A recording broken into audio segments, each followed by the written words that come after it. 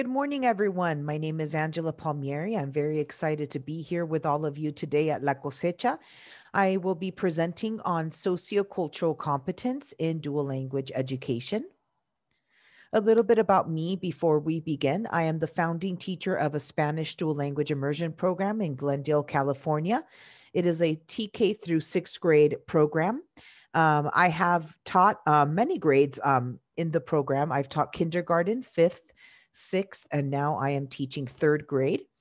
And I've spent 20 years of my career as a teacher, and 13 of those years have been in dual language education. I've taught in dual language programs in Detroit, San Francisco, and Los Angeles.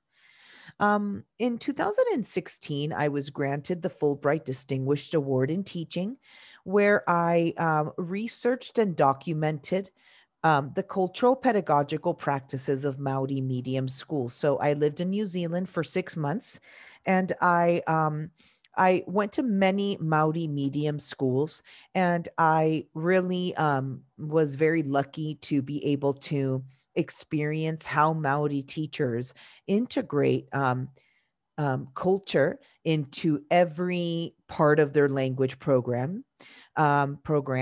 And so eventually, as I lived in New Zealand and experienced my Fulbright research, I realized how important the cultural component of a language program is, and how in the United States that cultural component is kind of overlooked many times, or isn't even addressed in language programs. And so I knew that I had to deepen my understanding of this area of dual language education. And so I decided to get my doctorate, and I am studying perceptions of sociocultural competence in dual language education. That's my dissertation topic. I am in the educational leadership program at UCLA. I should be done in June 2021. That's my goal. And so I'm interviewing kindergarten through eighth grade dual language immersion teachers and asking them how they address sociocultural competence in their classrooms, how they even define sociocultural competence, because we currently do not have a definition for the term in our field. And I'll get to that a little bit later. But I'll be adding a little bit of my doctoral research into this presentation. However, this isn't a presentation that will go over the findings of my doctoral work. That will happen at a later time. But you will definitely hear some of my preliminary thoughts about my research in my presentation. So I was born and raised in Caracas, Venezuela, in a trilingual, tricultural home. My first language was Italian, and then Spanish, and then English when we came to the United States. So I'll start by reviewing sociocultural competence as one of the three pillars of dual language education according to the guiding principles. So although sociocultural competence is one of the pillars, it's also the core of language instruction and needs to be explicitly addressed in dual language programs. Um, it- Language and culture are interconnected and, of course, very closely related to one another. They are best acquired at the same time. Um, and the interrelatedness of language and culture cannot be underestimated. We cannot separate them without losing the significance of the other. And so when you acquire a second language, you're often acquiring a second culture as well, or many, sometimes even more than one culture. So when you learn a language, you learn the culture as well. Um, the importance of sociocultural competence in dual language education cannot be understated. The language learning experience becomes much more powerful and purposeful when students are taught within the cultural context of a language. This is the most authentic manner for learning a language.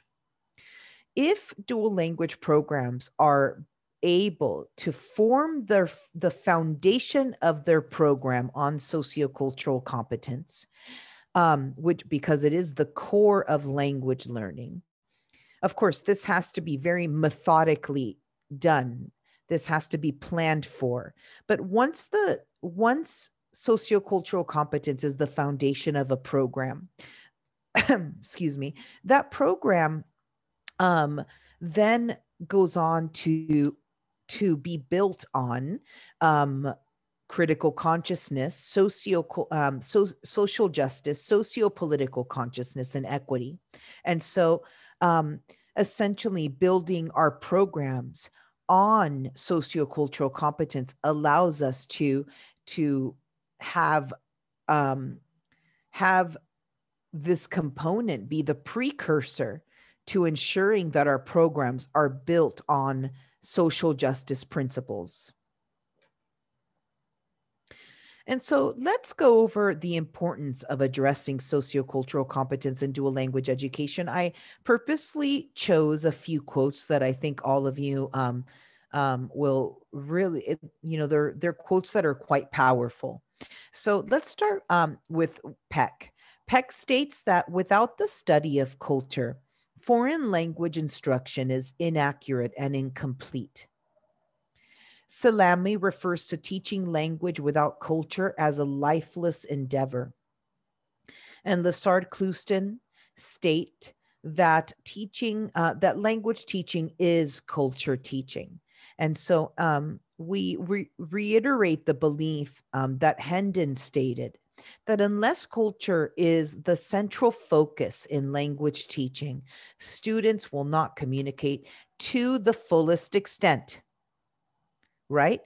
If we do not teach students how to communicate within the context of culture, they will not be able to communicate in that language fully. Okay, so there are cultural aspects of language that need to be taught to students so that they can communicate, especially if they're traveling to other countries, and especially where the target language of the dual language program is spoken. So it is an instrumental component in enhancing communicative competence. Now, if we know that if language students are taught about the target culture while they are simultaneously acquiring the language, there is great potential there that the perceptions and attitudes that the students have toward the target language and speakers is positive, and it is really life-changing, right? Imagine if every child had the opportunity to be immersed in a culture that was perhaps different from their own. Perhaps yes, perhaps no. However, the part of this quote that, well, I love the entire quote, but I love that Bateman states that this is actually the most compelling reason for cultural learning, right? If every child had the opportunity to be immersed for their entire educational career in another culture, could you imagine how our world would change, how our country would change, how children would have the capacity to respect, honor, and love the learning of other cultures? And so it would absolutely transform our society if all students were able to receive a multilingual, multicultural education. So if we know that the cultural component of learning a language is so important, well, what's the problem? What's going on with this cultural component? Well, the problem is that it continues to be the least addressed. Sociocultural competence continues to be the least addressed of the three pillars. It has also received much less scholarly attention than the other two pillars. Okay. And it's also known as the most elusive goal for dual language programs. And we know that it's been operationalized. There's many ways of addressing this goal. right? It's been operationalized in many ways, but we do not have a unifying definition for the term, nor do we have a particular methodology to address it in the classroom. And so it becomes known as the forgotten pillar. There's many reasons why sociocultural competence is the forgotten pillar, and I'll explain a few. So, dual language programs are not held accountable to cross-cultural outcomes in the same way that they are for academic achievement and language and literacy attainment. So, why is that? Well, there's an inherent difficulty in measuring the outcomes, the cultural outcomes of a dual language program. How do we measure if our students' cultural capacities are shifting? How do we measure the cultural components, the cultural outcomes of a language program? And so, because it is so difficult to do this, and there are certain methods that we can utilize. However, very few programs actually utilize them in terms of using different rubrics and different pedagogies, right? To measure cultural outcomes. One of the reasons why this pillar is forgotten is because there's no accountability for the pillar. Okay. Another reason is also because there's very limited guidance available for teachers to be able to fully understand the cultural component, to address it in their classrooms. We still struggle in this area to providing teachers, dual language teachers, with guidance on how to address this important component. And so we do not have an agreement amongst dual language educators. We don't have an agreement on how culture can or should be defined operationally in the content of language learning. And so we still do not have an agreement on how it should be defined or operationalized. Okay. And Feinauer and Howard state that this is an empirical undertaking. This is a complex task to be able to attain these definitions and these operationalizations of sociocultural competence, which is why we're here.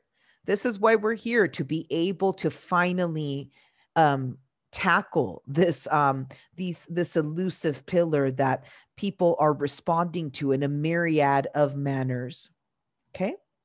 So another reason why sociocultural competence lacks clarity in a way is because it's been termed many different ways throughout the years. So obviously the cultural component of learning a language is not new. Any language teacher understands that the cultural component is tied to the language. So it's been called many different terms: positive cross-cultural attitudes and high self-esteem, positive cross-cultural attitudes and behaviors, biculturalism, cross-cultural awareness, cross-cultural understanding, cross-cultural or multicultural competence. And then last but not least, its most recent term utilized in the guiding principles is sociocultural competence. Okay. And so when these labels are used and there's a lack of clarity and definition on what they even mean, what happens is we don't know. We still remain with the main issue, which is we don't know how it should be called, we don't know how it should be defined, and we don't know how it should be operationalized. Okay, so we need to agree on a term. We need to utilize the same terminology. We need to come up with a definition for sociocultural competence, and we need to come up with an operationalization, a pedagogy that allows teachers to address it in their classrooms and programs to address it program-wide as well. So there's many different definitions of culture in literature. I chose a few that would allow us to understand more um, more of the cultural component in terms of dual language education. So, culture is a complex combination of values, mores, norms, customs, ways of being, ways of knowing, and traditions that provide a general design for living. These designs are usually passed on from generation to generation. They serve as a pattern for interpreting reality. Okay. However, culture is not bound exclusively by our race, by our ethnicity, by where we were born. It's shaped by such a myriad of factors that make up someone's culture. And it's not only your ethnicity or race. So, Dr. Tyrone Howard, the brilliant Dr. Tyrone Howard, states that some individuals from dominant groups believe, mistakenly, that culture is something possessed only by people of color, that it's tied to ethnic rituals and customs and celebrations only of minority groups, reducing it to a static concept, right? That your culture is only tied to your race or ethnicity. And this is actually the most widely held view of culture in schools today, and it poses many problems. Okay, this is how we view culture in schools even today. And so it's a narrow view of culture because it fails to realize, to recognize how every aspect of the human experience eventually is what develops your cultural identity. Okay. So, for example, if I'm somebody born and raised in Venezuela, but my parents were Italian. So we have all these cultural aspects going on here. Then we immigrated to the United States, and that adds even more of a cultural layer. Okay.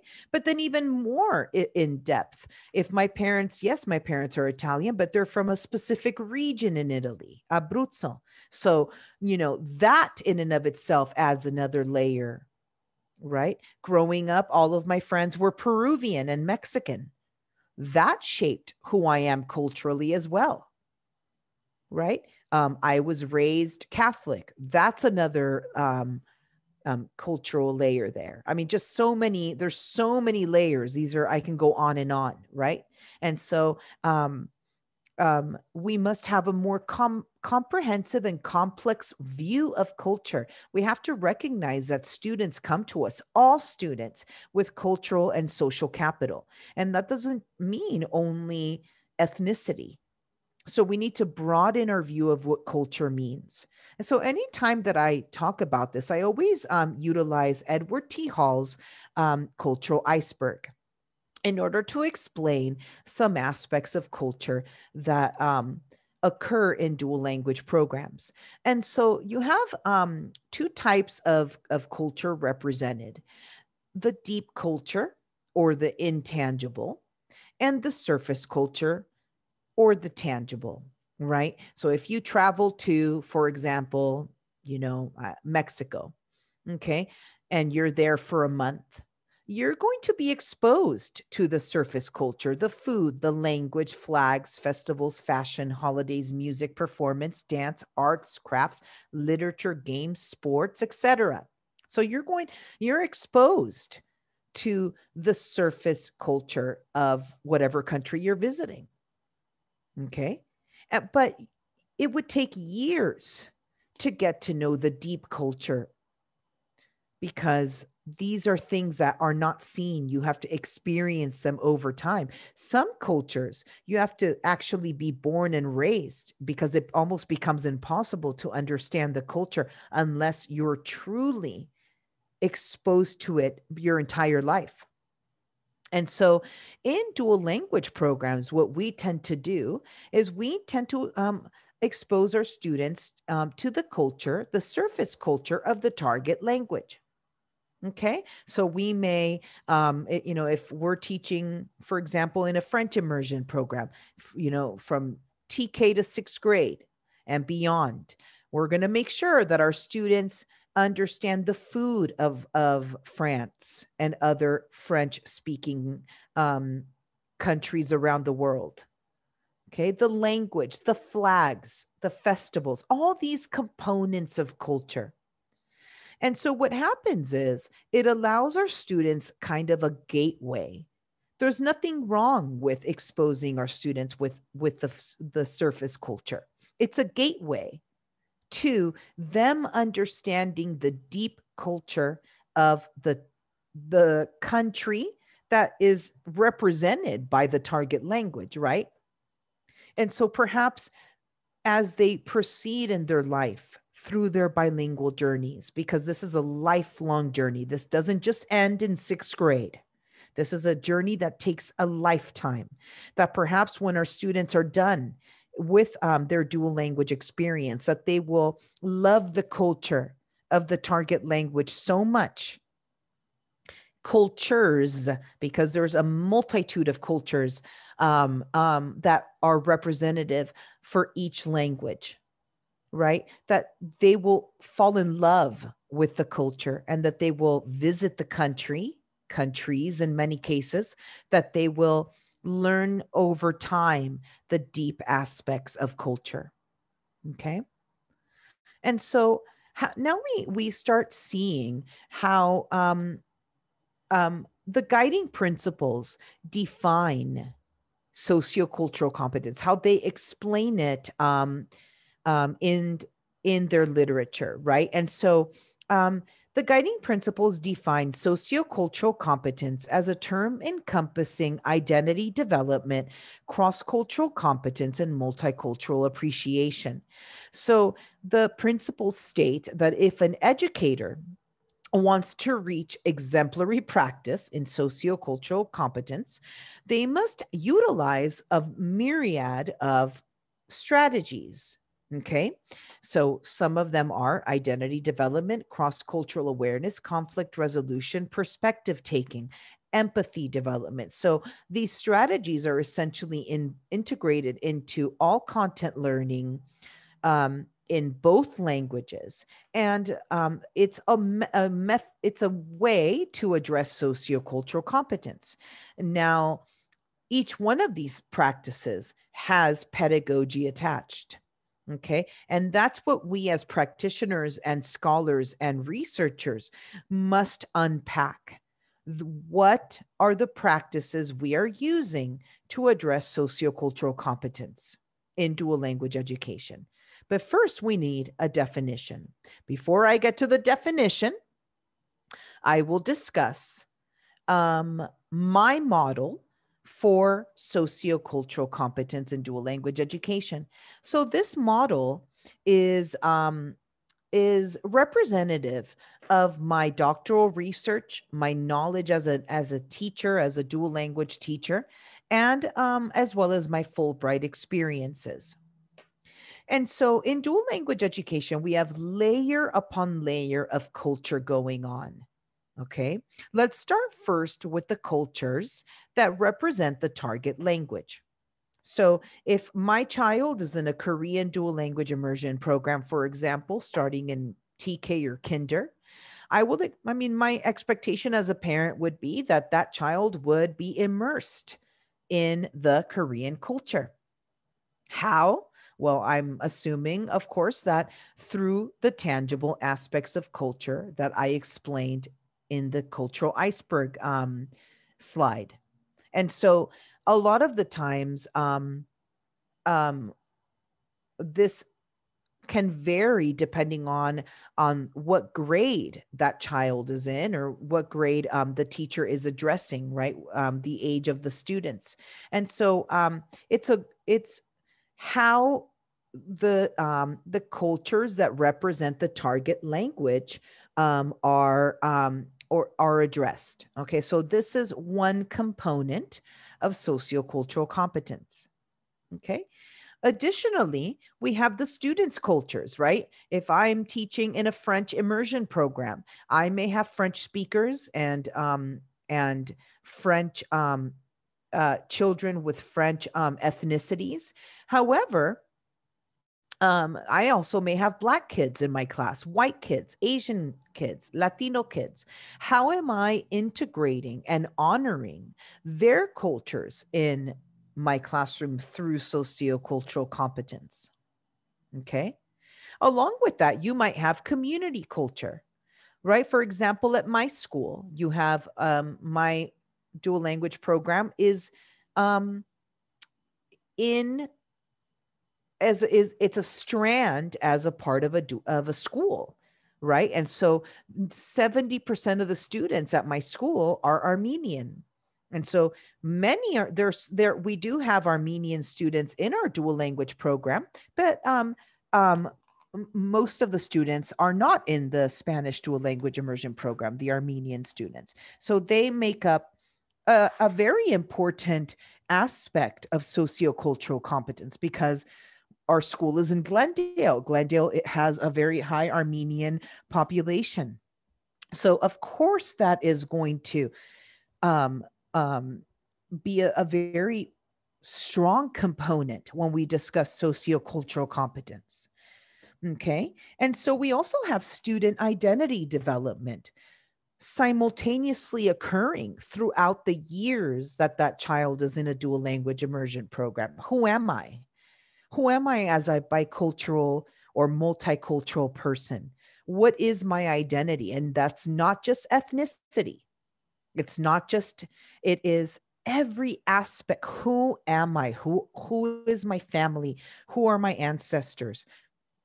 Who am I? And what practices we are utilizing as dual language educators to develop identity in students.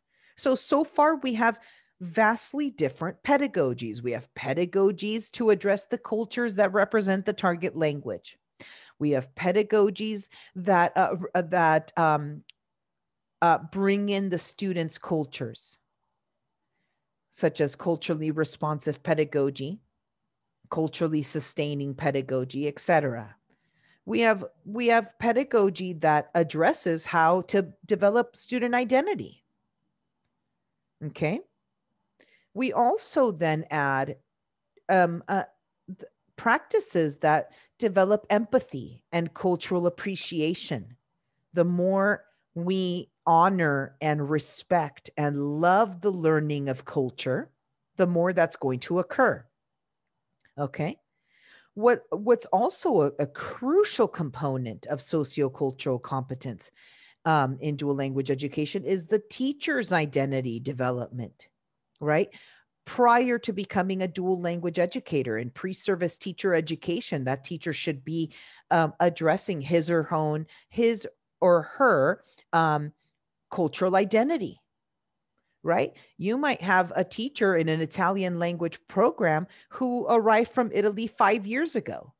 That person's identity is going to be different than perhaps a dual language educator who grew up in the United States and did not grow up speaking, Italian. Let's just say, if we're keeping with the same example, perhaps that person taught themselves Italian through high school and college, through classes. And maybe perhaps their identity is from a Latino home. Okay. And there's plenty of dual language teachers. I've known many who do not have the same cultural background as the students, as the culture of the target language, right? I know a Mandarin Chinese French immersion teacher where she is Chinese and she teaches Mandarin, or so what the teacher's identity plays such a role in addressing sociocultural competence that we cannot remove it from the equation. We cannot remove it as a component of sociocultural competence. You bring in your identity into the classroom in many ways. And so really that continuous reflection must be occurring um, while that teacher is teaching in a dual language setting and prior as well. Now, the foundation of all of this, okay, the foundation is critical consciousness. So being able to view all of these components through a socio-political consciousness lens. This is also being proposed as a fourth pillar by many, well, some researchers, very important researchers in dual language education, like Claudia Cervantes Soon, Deborah Palmer, Juan Freire, Lisa Dorner, Daniel Hyman. Okay. And so, really, this is truly the most important component of sociocultural competence, because we can no longer hold back and be afraid and not make our dual language programs be built on foundations of social justice. And so this means anti-racist, anti-bias pedagogy. This means that the lens through which you, as a teacher, as a principal, as a district leader, view our dual language programs must be built on this component. Okay. And this component is what we should be utilizing to address the gentrification of dual language programs, which is a whole other conversation. It is the foundation for everything we do. Okay. So once again, as I just want to mention very quickly, every one of these boxes that you see, besides the yellow one, that's the title, has its own pedagogy. It has its own methodologies, because there's different practices used. What we want to do is gather that pedagogy, gather those practices, and essentially that is how we will create a methodology, a unified methodology to address sociocultural competence in the classroom. Okay, so this is very much a draft. If you have any ideas, if you have any comments, any feedback on this, please email me, because I want to reflect upon your opinions. We are developing this together. This is not just me. Okay, we are developing what this means in real time for all of us as dual language educator, scholars, and practitioners. Okay. And so I humbly write the definition for sociocultural competence for this conference, La Cosecha. This definition is very much in draft form, but it would be utilized to unify this term in dual language education. So I want to read it to you now.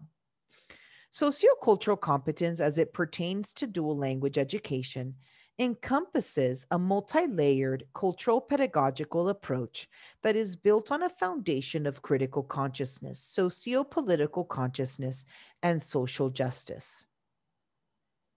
Sociocultural competence in dual language programs is expressed through A, the cultures that represent the target language; B, student and teacher identity development; C, the student's cultural backgrounds; D, the cultures represented in the school community; E, cultural appreciation and empathy development; and F, anti-racist, anti-bias pedagogy. So this, again, this definition is very much in draft form. Please read it again on your own when this presentation is done, and give me feedback. What do you think? What do you think about this definition? What would you add? What would you remove? What would you edit? We are creating this together. Okay, so as a part of my dissertation, I will actually be writing a definition for sociocultural competence. So in a way, this is a practice for me. Let me hear your voices. What do you believe? What do you think about this definition? Okay. So now we get to the part of this presentation that discusses how do we then address sociocultural competence in our dual language programs. Well, Freire states that this component, this goal, must be implemented deliberately and intentionally. Okay, it needs to be intentionally accomplished. It's not going to happen by default. It's not going to happen on its own. It has to be intentionally accomplished during our instruction as a program. Okay. So, and we know that it's an essential piece. It's essential that we address the cultural goals, not just the academic and linguistic ones. Okay. So now I want to ask all of you, really take the time to reflect. And if I may ask that all of you tell me, either through email, you can send me a video, you can write me a note, however you would like to do this. How do you address sociocultural competence in your classrooms? I want to hear from you, because although I did interview 21 dual language teachers for my study, and I'll definitely be interviewing more if need be. I want the more voices we add to this question, the better chances we have of developing a pedagogy that fits best for dual language education. How is sociocultural competence addressed program wide at your school? Tell me. How is it addressed? And so I ask that when this presentation is over, you give me feedback on several things. If there's anything you would add to the definition that I created, that I wrote, is there anything that you want to share about how you address sociocultural competence? And not only in your classroom, but program wide. So please email me your thoughts. So now we get to examples of pedagogical practices that can be utilized to address the components of sociocultural competence. Do you remember the chart I showed about the components of sociocultural competence, the model that I created? Okay, so these practices that you see on the right, they are some examples of what teachers utilize, teachers that I interviewed, as well as just even my own practices that I utilize to address these components. So let's start with the practices that we can utilize to address the target language. Okay. So remember that we have to immerse our students in the tangible aspects of culture. Remember the cultural iceberg. So, and also, after speaking to many teachers, they stated that when they use authentic curricula, or in other words, non-translated materials, right?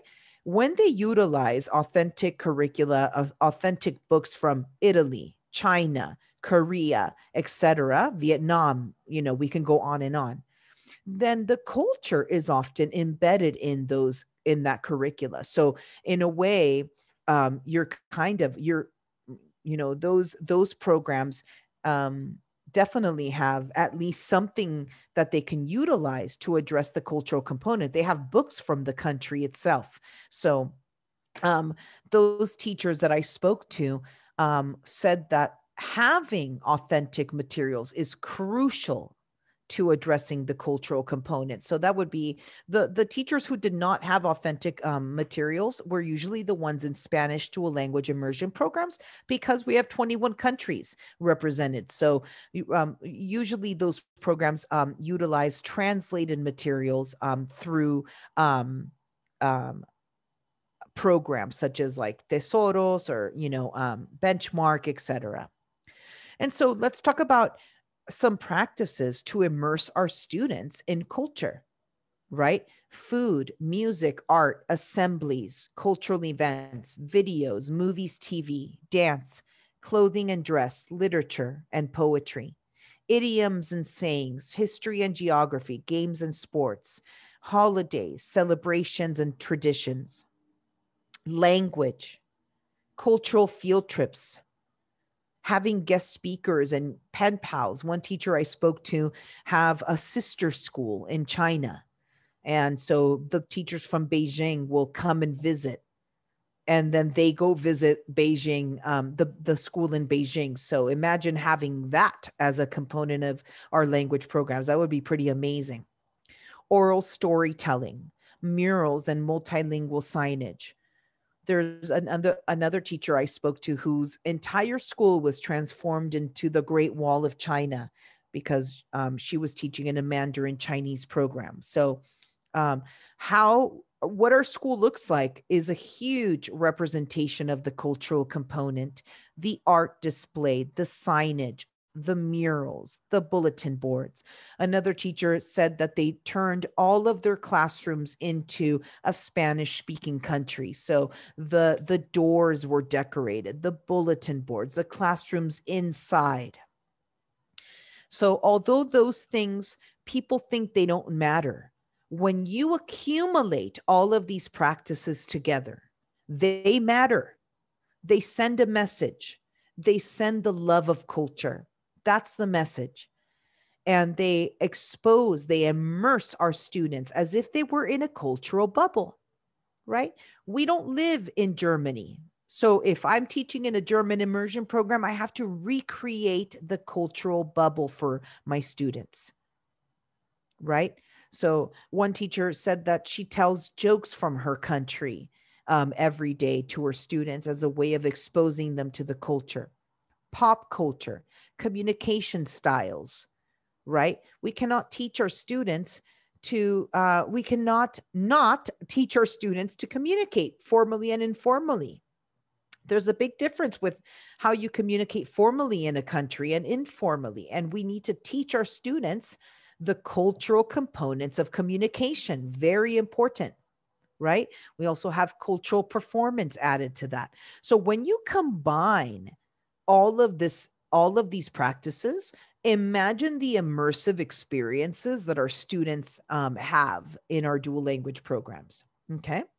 Then we go into how do we address our students' cultures or the community's cultures? Well, I should say this, that the practices that I've placed in each area are not exclusive to only that component.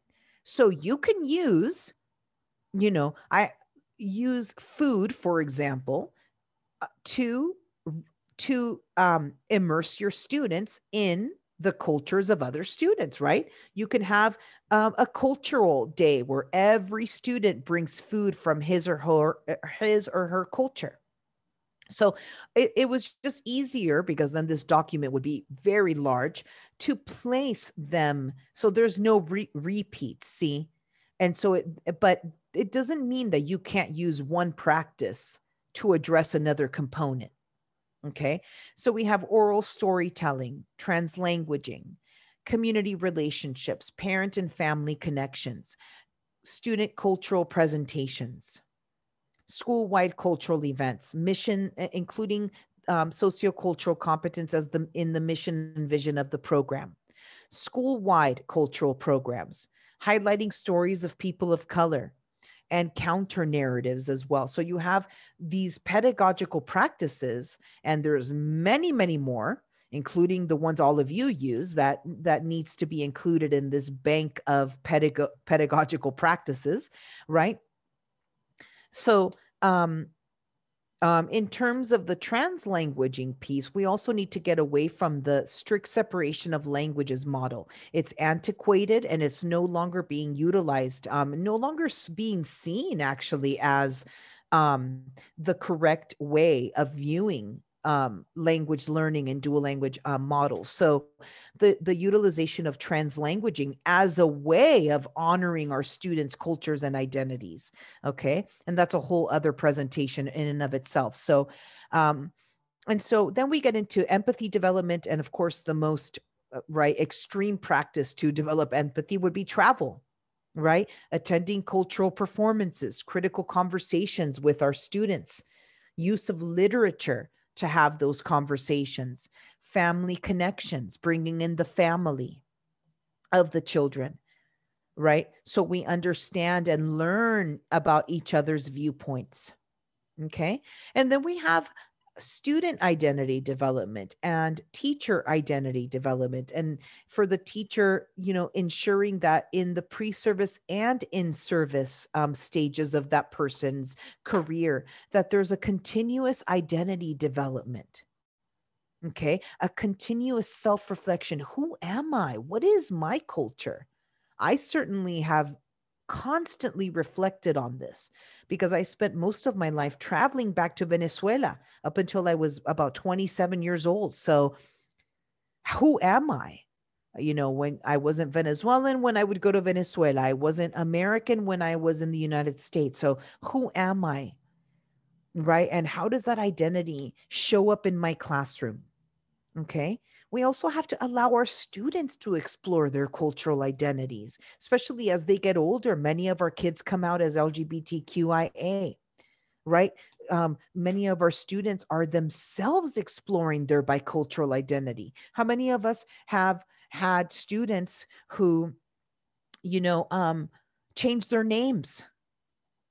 Their whole lives they were Jose, all of a sudden they're Joseph, or, it's obviously that's a whole other conversation to have about identity. However, it's how do we create safe environments for students to explore their identity? How do we utilize restorative circles to have conversations? And of course, we get into the critical consciousness component.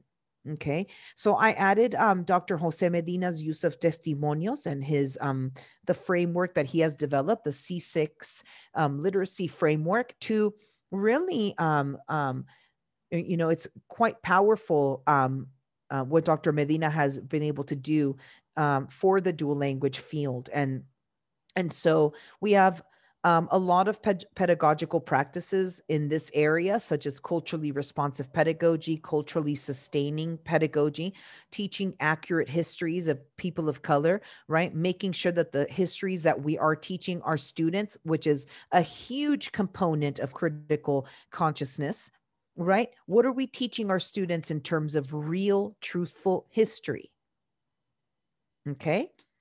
And how to engage in anti-bias, anti-racist pedagogy as a school, as a district, in our classrooms, using critical race theory, okay? And the principles of critical race theory in order to eradicate systemic racism built on essentially, especially in our dual language programs, hegemonic whiteness.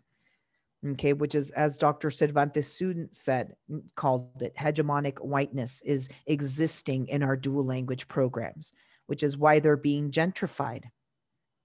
Okay, a lot of in many, especially Spanish dual language immersion programs, we see Latino students, children of color being pushed out in many ways. Okay, through gentrification, where a lot of these programs are now mostly white students.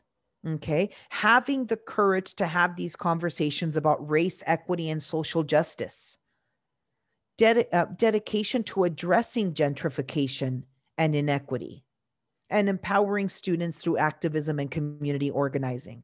So, once again, each one of these components has their own pedagogical practices and they interlap, right? They interlap. What's next for us in this conversation, not today, but in the future, is what what developing a pedagogy, okay? Developing practices as dual language practitioners, scholars, and researchers that can be replicated by other dual language teachers in order to address sociocultural competence. Now, what keeps teachers from addressing sociocultural competence? Well, lack of time. Many teachers will say, I don't have the time. I can only focus on the academics. There's just no time, right? Lack of materials, lack of pedagogical knowledge. Many teachers just don't know how to address the third pillar. Discomfort, they're afraid. A lot of teachers that I spoke to said, I'm afraid of addressing, cultural aspects that I have no idea, that I've never been exposed to. Okay. One teacher said, how can I teach about the Black Lives Matter movement if I have actually not been around Black people very often? This person had immigrated here as an adult. So, discomfort and how we can have teachers be vulnerable enough to learn in this capacity, because it's not easy, right? Teachers are actually facing parental pressure. Parents are actively telling dual language teachers, we don't want the cultural component, remove it. I spoke to one Japanese teacher whose principal told her, the parents think you're not Japanese enough. Can you please be more Japanese? Okay.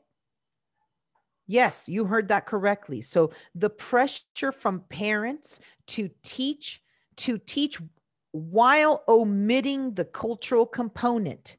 Why? Because of, at the end of the day, racist and discriminatory views.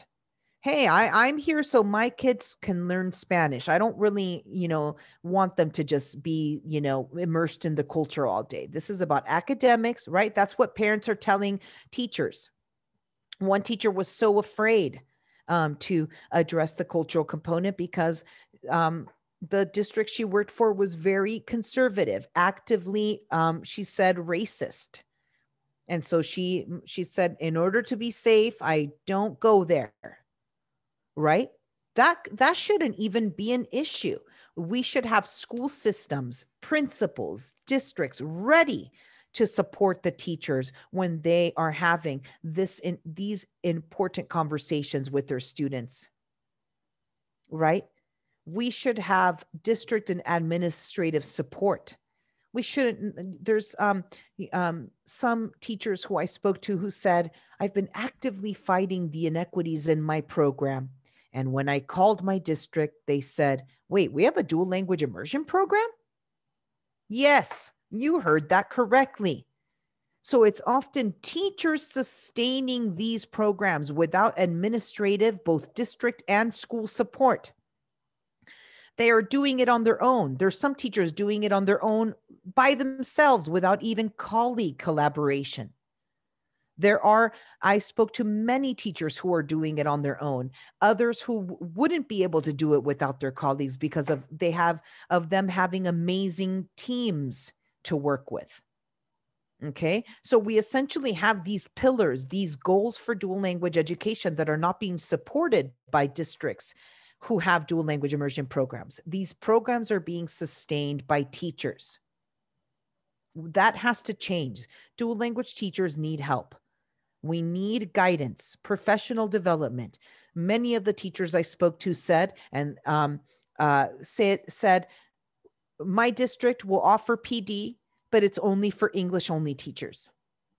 So it doesn't really apply to dual language. So we have districts who have huge dual language immersion programs. And every time there's a PD, none of it has to do with dual. How is that possible?